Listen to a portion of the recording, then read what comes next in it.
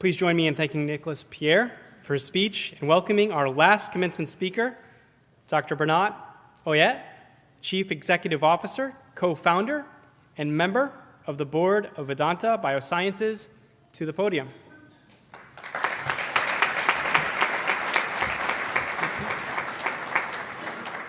Dr. Olle is a co-founder and Chief Executive Officer at Vedanta Biosciences. He has been a member of the founding teams of several companies of the PureTech portfolio and served as a member of the Board of Directors of Vedanta Biosciences and Follic Biosciences. In 2013, Dr. Olle was named Innovator of the Year in MIT Technology Review, Spain's Innovators Under 35 Awards. He completed his doctoral work at the Chemical Engineering Department at MIT, where he developed a novel method for large-scale bacterial culture.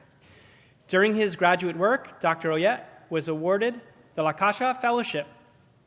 Dr. Olle received his BS in Chemical Engineering from Universitat Rovira i Virgili in the Republic of Catalunya, his MS and PhD in Chemical Engineering practice from MIT, and his MBA from the MIT Sloan School of Management.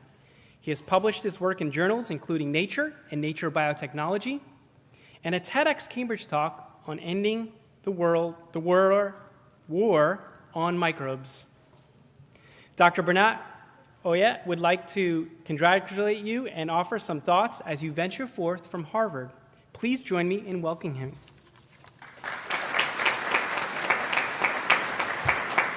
Thanks, Steve. You're welcome.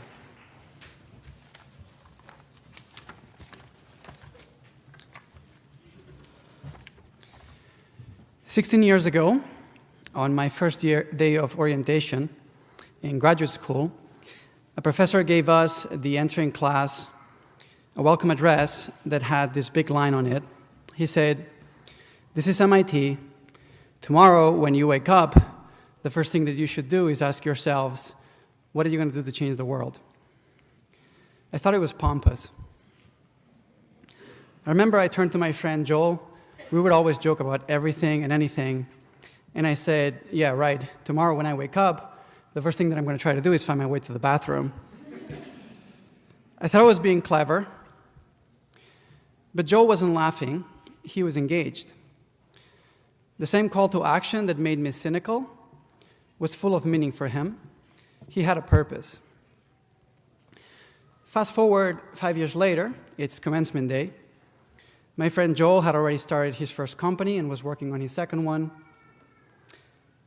I was proud that I had made it through all the hard work, but I remember I was also worried. I was worried that I still hadn't figured out how I would put all those years of education to do something that I could be proud of. I wish the commencement speaker would have served me the answer. I don't remember anything the commencement speaker said that day. Notice how I lowered the bar here? I'm sure that Dean Lambert will hope that I do a little better than that. Maybe some of you have in mind the same question today that I had in my commencement. How will you put to use this education towards something that you can be proud of? What is your purpose? Some of you may have already figured it out, but I'm sure that many of you still haven't. Now, why is this so hard? I mean, after all, we all have a plan. We do, right? You make a list of the highest paying companies and the most prestigious companies. You send several applications. Your Harvard degree will get you in front of many of them. You show up at the interviews, you do a good job, and some offers will follow. That's what I did. I remember looking around. Many of my peers were interviewing for prestigious companies. I thought, well, if these smart, accomplished classmates think this is a good idea, it must be good for me too, right? So I polished my resume. I applied to the top 3 most prestigious strategy consulting firms, because that's what the cool kids were doing. And the MIT degree got me in front of all of them. The first answer came back, no job. Second answer came back, no job. And then the third one, finally, no job either. They all rejected me. So after the last rejection, I remember going for a run around the Charles River. Any runners here? I'm starting at the Mass Avenue Bridge, and I'm thinking, I'm a good candidate. I'm a good candidate. Why didn't these people see it? I mean, what's wrong with them? By the time I get to the Harvard footbridge, I'm turning down on the river, and I finally ask myself, why did I want to work for these firms in the first place?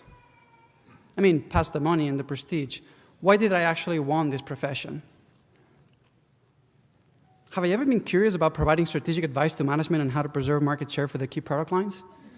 No. And so I realized I don't have a good answer. But now, for the first time in my life, I'm asking this question for real.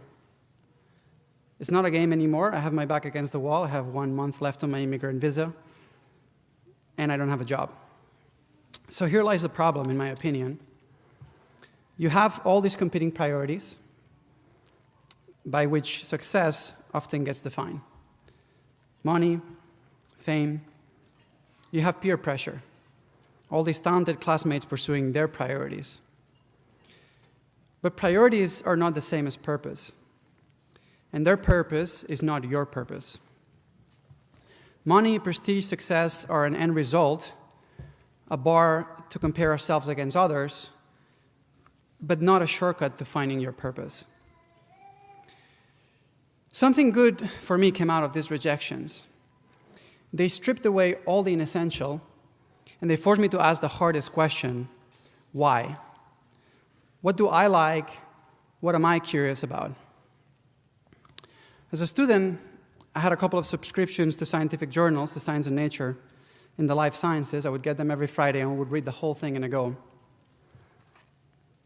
I wanted to know all about the latest scientific advances, and I was particularly curious about how these new ideas could be translated into applications. When I was doing that, time would fly. Doing this made me happy. Have you noticed how when you do something that you're curious about, it's a lot easier to learn? Time just flies by. This is a universal truth. So just before my visa expired, I stumbled on a lottery ticket. I was offered a job that involved looking for the most exciting new technologies and figuring out ways to turn them into companies. It seemed like a no-brainer, and this time, I knew why I wanted to do it. I was already doing it for free. I think I finally found a purpose. I got very interested in scientific advances in the field of the human microbiome, which studies how the bacteria that live in us shape our health. And that curiosity led me to start a company down the street that is developing a new type of medicines that are based on live bacteria. You may be thinking, whatever, this worked for you. Or what I'm curious about is not what will pay me best. Or I don't have a plan for how it will have an impact. Actually, this Find Your Purpose speech that I'm giving now is very much the same message that I got on my first day at MIT. It didn't mean anything to me the first time I heard it. I mean, I understood the concepts, they were obvious. But I completely ignored the call to action from the professor. So I won't take offense when you leave your seats now and walk towards Harvard Yard if you go on to forget everything I said. But I want you to know this. I want you to know that I wish the professor's call to action on orientation day had resonated with me the first time I heard it, not 5 years later. I wish I had my friends' willingness to go for it right away. And I wish I hadn't been temporarily taken off course by other people's motivations. But at least, I'm glad I had the curiosity to learn about things that I cared about, and ultimately, let the opportunities for learning guide my career choices. And that's made a difference for me. I don't know how many in the audience will realize already today that this is the goal, finding your purpose. Know that if it isn't your goal today, it will become your goal in the future. But all of you have the willingness to learn and the curiosity. That's why you came here to the Extension School. And you made it through the program, so congratulations. If there's one thing I want to leave you with, it's this. Let the opportunity to learn about the things that you're curious about drive your career decisions. It may come with sacrifices. It may mean passing on the highest paying job or the best known employer, but it is worth it. So tomorrow, when you wake up, I'd like you to ask yourselves, what am I most curious about? Maybe that will make a difference for you too. Maybe it will put you on a faster path to find purpose or the bathroom, whichever is most important to you. Thank you.